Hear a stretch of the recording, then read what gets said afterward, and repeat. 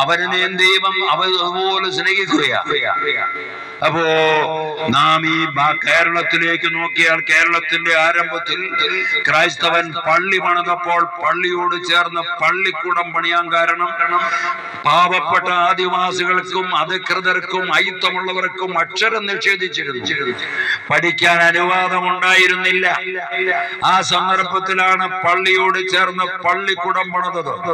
ക്രൈസ്തവർക്ക് മാത്രം പഠിക്കാനല്ലത്. ആ അക്ഷരം നിഷേധിച്ചവരെയും അറിവ് അവകാശമില്ലാത്തവരെയെല്ലാം വിളിച്ചിരുത്തി അക്ഷരം പഠിപ്പിച്ചു കൊടുക്കാനാ സ്കൂള് പണിതത്. ഇന്നല്ലേ സ്കൂളെല്ലാം വലിയ വ്യവസായമായി, കച്ചവടമായി പലരും സ്കൂള് തുടങ്ങുന്നത്.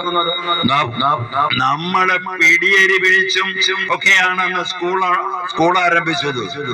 നമ്മുടെ സ്നേഹം അത്ര വിശാലമാണ്, നമുക്കാരെയും ചെറുതാക്കി കാണാൻ കഴിയില്ല.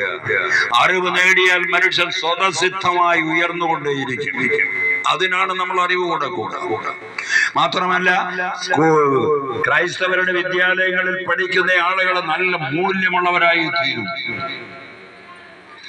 ഇപ്പോ നമ്മുടെ മനുഷ്യന്റെ അടിമ കച്ചവടമൊക്കെ നിർത്തലാക്കിയത് അമേരിക്കൻ പ്രസിഡന്റ് അബ്രഹാം ലിങ്കൻ ആണെങ്കിൽ, നമ്മുടെ കേരളത്തിലെ ആരംഭത്തിൽ ഇതൊക്കെ തന്നെ നമ്മുടെ കേരളത്തിൽ ഉണ്ടായിരുന്നു എന്നറിയുമ്പോഴാ നമ്മൾ അതിശയപ്പെട്ടു പോകുക.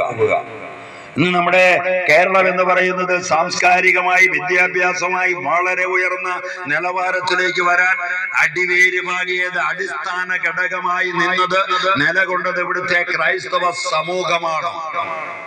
ഇന്ന് അതെല്ലാം വലിയ അവകാശവാദം ഉന്നയിക്കുന്ന വലിയ ആളുകളുണ്ടല്ലോ. കേരളത്തിന്റെ മികവിനെ കുറിച്ച്, ആരോഗ്യ പുരോഗതിയെ കുറിച്ച്, വിദ്യാഭ്യാസ മേന്മയെ കുറിച്ചെല്ലാം അവകാശപ്പെടുന്ന ധാരാളം ആളുകളുണ്ടല്ലോ. പക്ഷേ നമുക്കിതിന്റെ ഒന്നും അവകാശമല്ല പ്രധാനപ്പെട്ടത്. മനുഷ്യന്റെ നന്മയാണ്, മനുഷ്യന്റെ ഉയർച്ചയാണ്, അവന്റെ ശ്രേഷ്ഠതയാണ്. ഞാൻ പറഞ്ഞുകൊണ്ടുവന്നത് ഈ അടിമക്കച്ചവടം നമ്മുടെ ഈ കേരളത്തിലും ഉണ്ടായിരുന്നു എന്നുള്ളതാണ്. ബ്രിട്ടീഷ് കാര്യസ്ഥനായിരുന്ന ജോൺ മക്ഗ്രോ, അദ്ദേഹം